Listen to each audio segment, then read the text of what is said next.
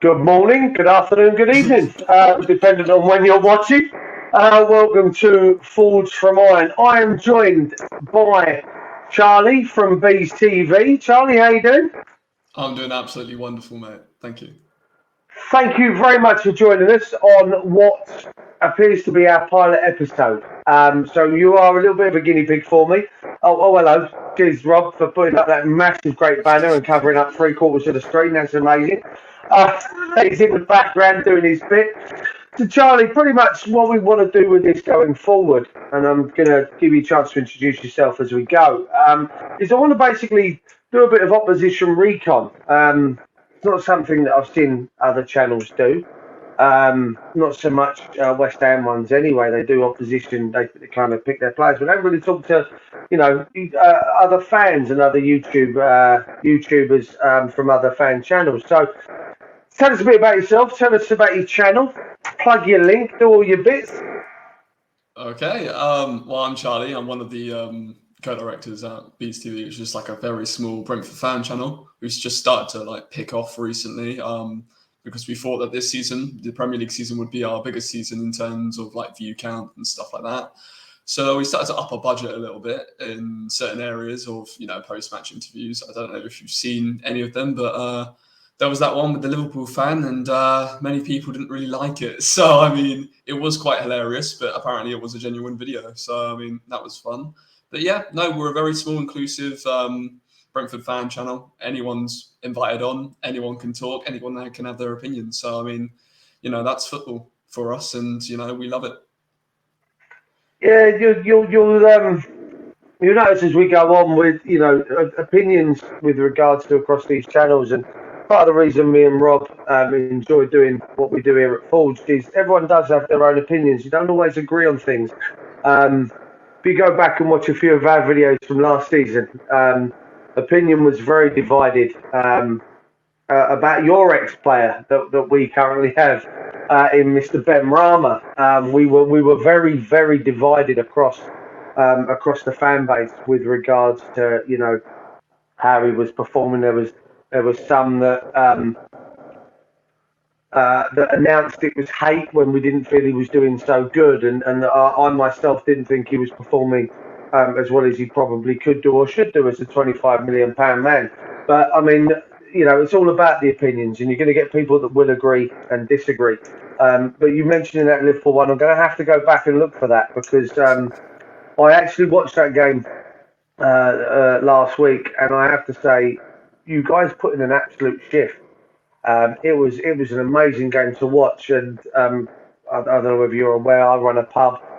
We had it on, and the amount of neutrals in the pub that were watching the game that wanted Brentford to go on and win that was amazing. It was so good to watch the game. The atmosphere was amazing. I can't imagine what it would have been like for you guys. Yeah, no, I was there at the game. I managed to get my season ticket and go ahead and go with my family. So one of the best nights in my whole life, really, watching Liverpool. Haven't played them since 1947. There's so much build up to the game. And 1-0 lost the last time we played them, and we went down in the 1947 season. So there's not many Brentford fans that have watched football for that long that are still alive today. And for all the young Brentford fans that are just watching football now, and our Danish fans, and all fans of all types in Brentford are watching this, and for the first time, it just brings tears to your eyes to see your players played to that type of ability level to keep up with stars like Mohamed Salah and Mane and Jordan Henderson. It's just incredible to see. Oh, you mentioned Jordan Henderson as a star there, and that made me feel a bit. I felt a bit. I thought it would. Didn't make me feel comfortable. Listen, obviously, you guys are, especially from my opinion anyway, are well respected within regards to the way your club's being run, your recruitment, your owners, the new stadium, the scouting network you guys have, as far as I'm concerned, is second to none. Obviously, with regards to your board and everything else, do you reckon that that's been a key part of obviously your you're pushed back into the top flight. Like you say, it's been a long time since you've been in that top flight. Obviously with these owners and obviously the scouting network. I mean, you look at the players that you've bought for relatively little cash and have moved on for some significant sums, and obviously that money's being put back into the recruitment in the right way. Yeah, 100%. The board of directors and some of the transfer policies we have at Brentford are, as you said, second to none. It's quite incredible. And, for many of the Brentford fans that don't know, I've got some more inside information of what the club's actually run like and stuff, because I know some of the people that run it very well. So that's always good to have on these chat shows. But I'm just saying I can give you a little bit more information. But yeah, no, the Phil Giles and all of that, Rasmus Sankerson, it's a very clear direction of where we want to go, of where we want to be in the next 3 years. In the next 3 years, we want to be in Europe. We want to be one of those small clubs that push for Europa League and hopefully can, get silverware in Carabao Cups and trophies like that and stuff. That's the kind of club we want to be. And yeah, what you said about the To be transfers, fair, mate, the way you guys have progressed massively, it wouldn't expect you to. I wouldn't expect you to be long before you're doing that. Obviously, we're here to talk about obviously tomorrow's game. What are your expectations from this season, though? Obviously, you've come up. Some clubs, they come up out of the Championship, and their desire is, maybe not to be embarrassed. I remember there's been a couple of clubs that have, Derby and Sunderland in previous seasons, that not to be embarrassed. They're not bothered about staying up. Obviously, that for me, I don't see that being, Brentford's kind of desire. They want to be not. It's not just a case of not being embarrassed, but you guys have set out a stall where, for me, it seems like you ready to take on the big boys. Last week being a proof of the pudding. What's your expectations for the season and position wise of finishing? I think for many Brentford fans, it would be, just survival, 17th place minimum. But for many of the people that are quite high up and for many of the people that were more optimistic, let's say, it's mid-table. A finish would be absolutely spectacular. And I think that would just write off the story of Brentford and put us on the map, really. I mean, listen, I've got a lot of time for everything that's gone on at Brentford. The stadium, like I said, the scouting policy, your transfer policies, that they give without being, they give us something to aspire to at West Ham. I mean, our training ground and our porter cabins and our scouting network that we've had in recent years has been quite shocking. Our transfer policy, whereas you guys are buying people in like Ollie Watkins, Saeed Ben Rama, and you're selling these guys on for significant amount of money. There we are buying Haller, and that went really well for us, obviously, as you know. So I've got a lot of time, and I do look up to what you guys have done at Brentford. Moving on to obviously tomorrow's game, which why we're doing this little segment. Trying to find the right phrasing of words. What do you identify as your weaknesses and your strengths coming up against a West Ham side that at the minute are playing some cracking football? Defensively we look quite solid. What are your goals for tomorrow? I.e., your strengths, your weaknesses. You feel that you could break us down with? I feel like our goals and to play mainly very attacking football. Obviously, we had to switch up a little bit against Liverpool. We went quite direct towards Ivan Toney, and he was just dominant in the air battles. I don't really think Joel Matip even really. Oh yeah, there he is. But I mean, don't think Joel Matip really stood a chance against a £6 million forward, and it was quite spectacular to see. And we just know how to. Our manager's a very good tactician, and he knows how to hurt teams. I'm sure there'll be a video analyst cracking down on West Ham's tactics right now as we speak. But right now, I think we just need to be less open in the midfield is our weaknesses, because the way Liverpool played, obviously they were the more dominant team. They always had that spare man in midfield, and it was able to make that quick transition through the counters. So that's our weaknesses. But the way Brentford will want to play is play attacking football and try and split you through the lines and try and create chances. I mean, obviously, no disrespect to Liverpool, and obviously, you mentioned there about the balls into Tony. Obviously, we're going to have Zuma in there, and possibly even Ogbonna, maybe Diop, dependent on how Moyes wants to attack tomorrow's game. Zuma's one of the best younger players in the Premiership. I say younger, he's still 26, but in the air he's been very dominant at Chelsea. He's a Champions League winner. Do you see Tony having the same sort of success against someone like Zuma, maybe Ogbonna, with the experience that Ogbonna's got that he would have got last week against Matip and the Liverpool backline?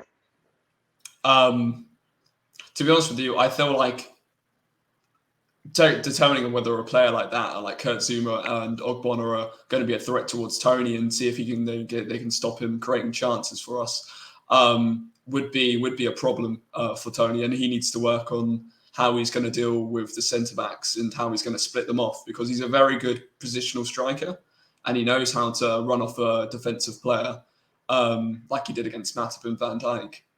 Which Van Dijk's a very good centre-back, Matip maybe not, but I think Kurt Zuma is definitely a very good talent in the way he plays football, and it would be very interesting to see how those two go up against each other in the physical battle.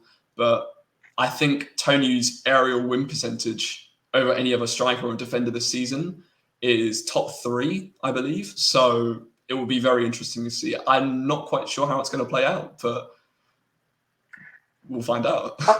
I'll be honest. I spoke quite highly of Ivan Toney from last season when we did previous videos, and Gatesy will back me up on this one. Part of me wanted you guys to come up because I just think that that fairy tale story of everything that you'd done and the way that you'd built and the players that you brought through have been amazing.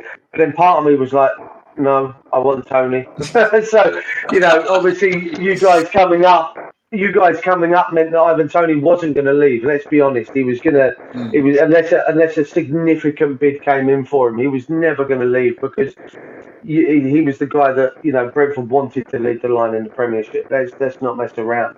And to be fair, a lot of people would have wanted Ivan Toney leading their lines this season. I mean, you lost Ollie Watkins, obviously to Villa, and he had a good first season at Villa. Obviously, for the amount of money that Villa paid for him, I'd want him, if I was a Villa fan, I'd want him to have another season very much like that, because then that warrants the £30 million. Obviously, we took Saïd Benrahma from you guys. Were you surprised? Were you surprised how long it's taken him to get going and find the form that he pretty much, was it the yeah. What was your strike force? Benrahma, was it? Benrahma. Yeah, that was it. Obviously, it took him a while to find his feet at West Ham, and as I've attested to before, he was kind of behind Lingard at West Ham. He had to kind of knock that wall down of Bowen, Lingard, and Fornals. Obviously, now he's in there, and he's this season. He's showing everything he obviously did at Brentford. But were you surprised that last year he struggled as much as he did with West Ham? Yeah, no, I watched West Ham quite a lot last year when Benrahma just joined, because I was like, he was my favourite player, and you've got to keep watching your favourite players, because if that's what you aspire to be, or for me, I'm a young footballer, like I'm in the academies and stuff like that. But for me, that's what Benrahma was. He was that all creative, really good player that could take players on and create and provide for teams. It was a little bit concerning when the performances weren't, matching up and stuff. And he didn't really kind of get into the first team as much as, you know, I would have wanted, or West Ham fans might have wanted him to be, and play to the high expectations we all have of him. But I feel like it took a very... There's that step between Championship and Premier League where players have to adapt. I mean, we've seen it quite a lot this season with players like Jadon Sancho. He's not really getting into the Man United team. We've seen players like... we have a player like Frank Onyeka. He's just making it in, coming back from COVID. Is he going to be a great player for us? And I feel like Benrahma now, as he's had that first season, like many players need in the Premier League, I feel like he could be a quality player. And stats show that West Ham look more dangerous with him, Declan Rice, and Lanzini, or someone else in the midfield, providing up for Antonio. It just looks more dangerous for you with expected goals. And we saw what he was like in Europe in the last game he played. Yeah, I mean, he looked pretty good. So he is dangerous when he has the ball, and he has the... I mean, he obviously has the confidence to run and drive forward with the ball, take players on. You know, the goals he scored this season, you always see him shaping up to put that ball, you know, back across the keeper, right foot, bending the top ends. I mean, you guys saw many of those goals before he joined us. Speaking of, to go back to tomorrow then, so who would you consider to be the danger man that you guys need to be watching out in that West Ham side? Would it be Benrahma, or have you got someone else in mind that you guys are concerned with, that, you know, that's the danger man? Yeah, I've definitely got another man in mind as well. With the like of Declan Rice. I just think he's a fantastic player, and you know, some of the goals he can score and the stuff he can contribute towards the team, being that pivot and switching the play constantly, is really dangerous in this league. And you know, he's a quality player, and I think he could go to the very top. Really, Declan Rice, playing internationally now, and he looks like one of your best players, and he looks like the type of man that can play those through the line passes really well towards players. And I feel like a team like us, which plays a very defensive formation, when we have a 3 with a 3-back, but we also have that 5 in midfield with the wing backs. So it can be quite defensive, but what we are trying to do is hit teams on counters. But if you guys can control the ball and start splitting us and try cutting it back into the box, it could be very dangerous. And I feel like players like Declan Rice and Benrahma, if they start, would slice us, to be honest with you. So let's move on with regards to a prediction.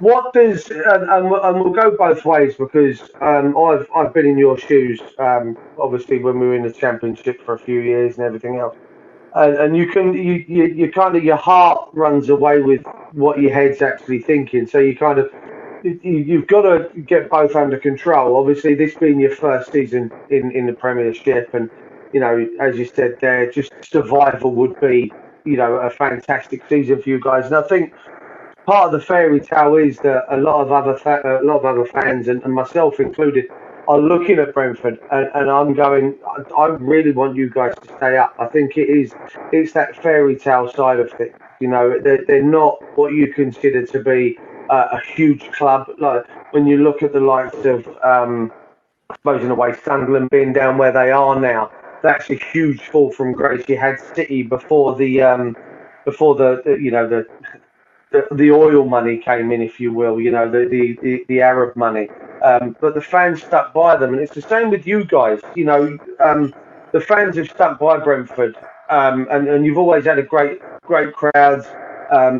You know, the Brentford fans that I've spoken to, we've had a few come through the pub and stuff. They've always been, you know, really down to earth, and not kind of, you know, City fans and Chelsea fans and all the rest of it, kind of just looking down on everyone else. I think there's kind of a similarities between the West Ham fan and the Brentford fans in that way. So, with your heart, how do you see tomorrow going? Let's go heart and head. How do you see tomorrow going for you guys? Obviously, we're coming off the back of a game in Europe. I don't know whether we're going to be a bit leggy or not, but yeah, how do you see it going? With my heart, you know, it's always, you know, Brentford have got to get a result. You know, we've got to try and survive in this division. And obviously, you know, you guys have played an extra game with us because you're in the Europa League competitions. So you might be a little bit tired. You might swap out some players for other players that might not be as dangerous or could be as dangerous. So with my heart, as always, I'd go for a Brentford win. So I'd say probably 1-0 in my honest opinion, but my head is saying 2-1 to West Ham in that way that I just think you're going to be the better side in possession. So that's what I think really. And I agree with what you were saying earlier about the other bigger clubs and how fans stick by the smaller clubs. Like Sunderland was a massive fall from grace, and clubs like Man United, Chelsea, Liverpool, there is some type of entitlement looking down at other smaller teams in the league. And, you know, we are a tiny club. Let's just put it that way. We have to be honest. We are a small club. We don't have a big fan base, but all the fans there support every player, and every single day when they come on the pitch, off the pitch, it's always a round of applause for each player and even the manager, because, you know, we just have to be that way to keep the club on its feet and keep the club going as the ethos that we have around it. Well, listen, I want to say thank you for coming on. It's nice to talk to other fans. I mean, I've been talking to Rob about, you know, trying to get this started and bringing other people in. I really, obviously, we'll talk again later down the line, next couple of days, hopefully after the game. I really want to put it out there. I wish you guys the best for the season. I really do. I think I've got a lot of time for Brentford as a football club. I like the way that they're set up. I like the fan base. You guys, like you say, very down to earth. You know, get behind your club. You're passionate about your club. So I want to say good luck for tomorrow. Part of me doesn't mean it, obviously, because I'd like to see us come out on top. I think I agree with you with what you're saying. I think it probably will be a 2-1 win to West Ham. I think you'll give us a run for our money, though. I really do. But one thing I'm looking forward to see, as you mentioned earlier, will be the battle between Ivan Toney and our backline. I'd be very interested. I think he's a top player, and it'll be interesting to see. Like you say, he handled quite well Matip and Van Dijk last week. And Van Dijk is one of the best centre backs currently. So, you know, if he can handle him well enough, you'd like to think he can handle the rest of the Premier League. But thank you for coming on. And I look forward to speaking to you in the next couple of days. When we'll do the whatever the next part of it's called, the report or the outcome or whatever we're going to name it. I don't know yet. But no, thanks for coming on. You guys that are watching this, please go over to Bees TV over on YouTube. The link's going to be in the bottom. Go over and subscribe. I certainly will do once I finish here. Because I just want to see that Liverpool interview. If I'm honest with you, that's caught my attention now. I'm going to go have a little watch of that one. For those that are part of ours, please like and share this video. Stick your comments in below what you think the score will be, and we'll speak about this on another day. Thanks for coming on, buddy, and I'll speak to you soon. Cheers, thank you, Duke. Cheers, pal.